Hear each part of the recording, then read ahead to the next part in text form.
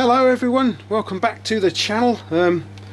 I've been to the boot sale or flea market this morning, got all this lot. How much did I pay? I can't remember now. Not a great deal, £5 to £10, not a lot really. Yeah, so I've got a whole load of interesting stuff. Screwdrivers, pipe wrench, little teeny pipe wrench. Let's have a look at that. Good grief, how small is this? 5 inches. As you can see, it's by Gordon Tools, Sheffield, England on this side. Turn him over and we have, I'll turn him over this way, chrome vanadium just there. As you can see, this one is absolutely filthy. It barely works. It's a bit on the stiff side of things. You can barely move it about. It's really stiff, so that's going to need a... Oh, here we go, stuck. Yeah, okay. Oh, blimey. Right, we'll leave it just there then. But it's, yeah, quite a nice thing. This, it cost me 50p. Quite like that. How small is that, guys? Wonder what that was used for. Probably doll's house plumbing, I reckon. I managed to get myself a couple of little wood drill bits, or augers, whichever you'd like to call them. This one, I believe, because I've scrubbed it off here a little bit, is by Buck and Hickman and is 1.5 inches diameter just there. This thing here is an expansive bit in the box here. There's a little the jaw for it. Let's move that out of the way. Let's get it out. I'm not sure if this box is the original box or not that it came in, or whether somebody made it, but it's a nice little box for it. As you can see, it's not in too bad a condition. It might have a maker's name on it somewhere.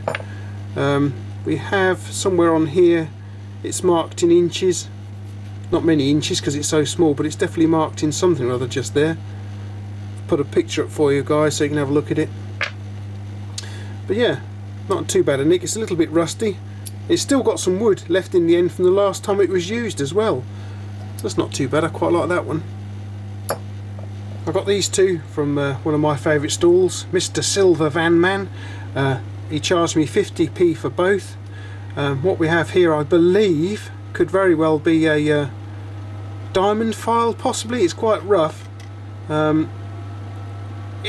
that, well, I'm not sure what it is actually, guys. If you happen to know what it is, you let me know, please. But it's very grey anyway, so it might be either diamond or carbide or something like that there. And the other thing is this very nice little Wera Torx screwdriver here. TX209, I think it says on there. And you can see Wera on there.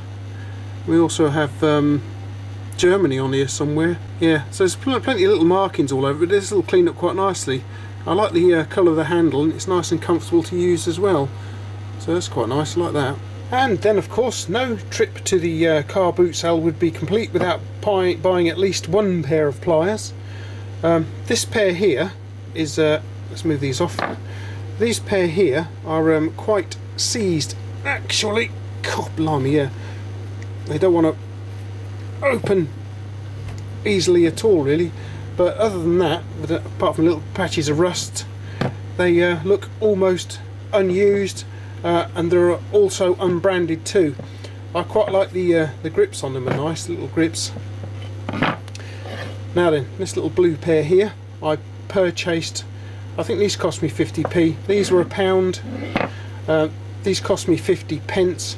And the reason I purchased these ones with the blue handles is because back in the mid-70s sometime, my late father bought me my first pair of combination pliers, and guess what? They had blue handles on, so that is why I went for these.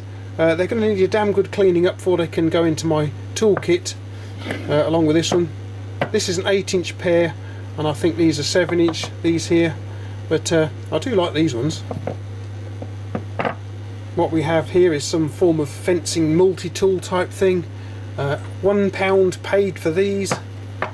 Not bad at all, they just need a little bit of a cleaning up. Made in Taiwan. You can slide them a slip joint style, so you can slide them about for different things, as you can see. So you've got grips here. It looks like you can get out of like maybe a nut and bolt here or something. Nice little hammerhead. More gripping going on here. And I think there's also a bit of a wire cutter going on just here too, so hopefully you can cut wire with them. I've not tried it yet. I suppose I ought to give it a go really. Let's try this little bit of copper wire, shall we? Pop him in there. Oh yeah, cut it. Nice one. Still works then. Very nice. Doesn't look like there was a great deal of wear and tear or use on this thing here. We have a, you know, pull nails out with that end.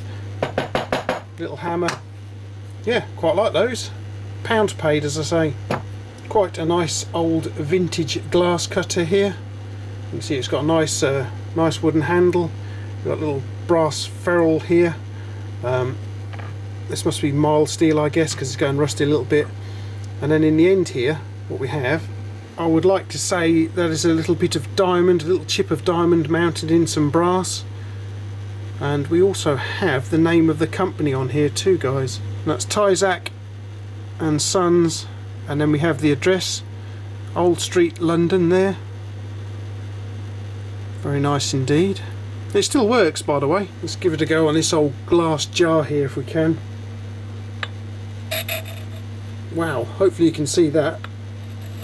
Scores it very easily.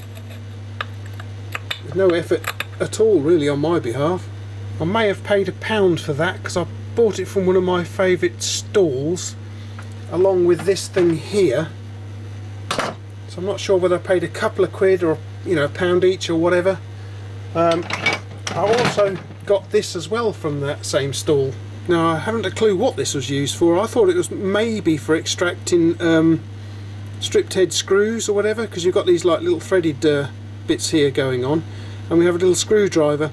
Unfortunately, whatever was in the middle here has been hacksawed off, been completely chopped off, so that's missing, and it's seized solid as well. What we also have is brass caps on the ends here holding it all together, so I think I need a little bit of a WD-40 on this to free it up. But that's quite an interesting little piece of kit right there. And of course I couldn't resist buying yet another footprint wrench here. This one has been well battered up. The tip of the screwdriver, chisel, whatever, is completely nicely snapped off. So somebody's given this some serious work to do over the years to snap it off like that. The hook has had a considerable hammering too, because it's nicely burred over both sides. You can just about make out the footprint logo on there, but you can also see the patent number just in there somewhere. The what is it, 9 something or other, 4984 or whatever it is, 964. That is definitely there too. So look at the jaws. Yep, definitely had some hard work. And also the pivot pin is missing, replaced by this, oops, this rather small nut and bolt here, which is too small. The threads have been completely stripped out of here, so this will be a nice little job rethreading that, because this stuff is as hard as anything. It's been really well hardened. And it might also be that this hole has been opened out a little bit just here by using this screw. So yeah, so you know, the pivot pin will have to be carefully made to take that into account. Other than all that though, it seems to be okay. Just a little bit of rust all over it. That'll all need cleaning out, but yeah, should be alright as a nice little project for somebody or other. Now then, last but by no means least is this slightly incomplete socket set here from one of my favourite stalls again. Cost me £1. As you can see, we have a complete set of sockets along the bottom here. We have the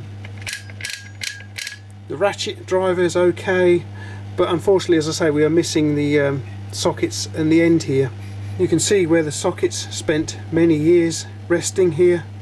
What we'd had is a smaller version of this Allen key style wrench going across the top, holding them all into position. No markings on it at all. Why did I pick up this set? Well, my late father had one.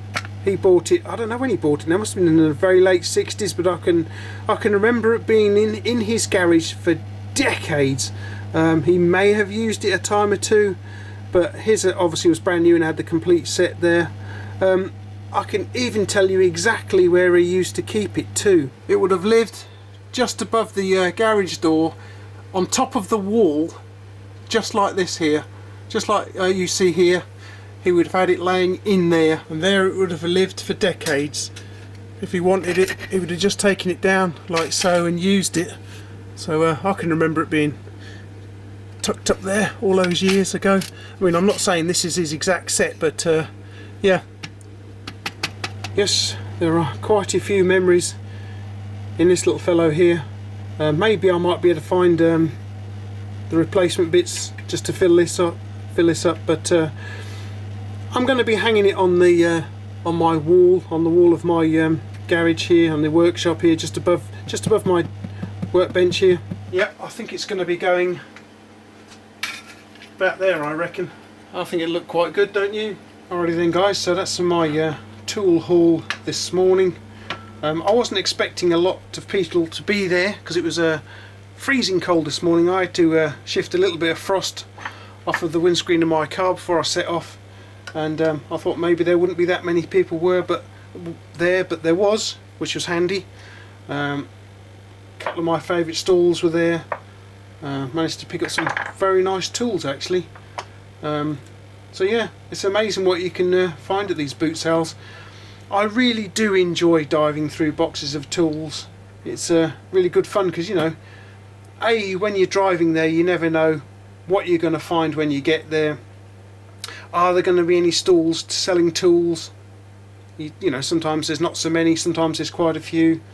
Yes, it's always interesting to see what you can find. As I say, I do like me pliers, as you can see. This pair is absolutely seized solid. They're going to need a good drop of WD-40 on there, I reckon. That'll clear those up. And then yeah, a bit of a polish ought to go into my toolkit, that's for sure, along with these ones. Look at that. Alrighty then, so I was very pleased with my visit to the flea market or car boot sale today. Got some interesting stuff. Don't know what those are used for, I'm sure, but they were interesting. I like me teeny tiny pipe wrenches, they're good. Gordon Tools, made in Sheffield, England. What on earth they were used for? Fencing multi-tool, I guess. Rather battered footprint wrench there. Couple of augers for doing wood. What was my father's first socket set there. Interesting file. Yeah, all very interesting stuff actually, guys. I hope you enjoyed the little look at these tools I got today. I will be going to the car boot sale in a couple of weeks time again. Hopefully it won't be raining, and hopefully I can get some more very interesting bits of kit to look at. I hope you enjoy coming over and looking at these tools that I get hold of, guys. Please let me know down in the comments if you do. Yeah, nice Wera screwdriver there. Yeah, so if you do enjoy them, keep an eye on the channel, because I like to put up tool hauls like this on a regular basis, and also tool renovation videos as well.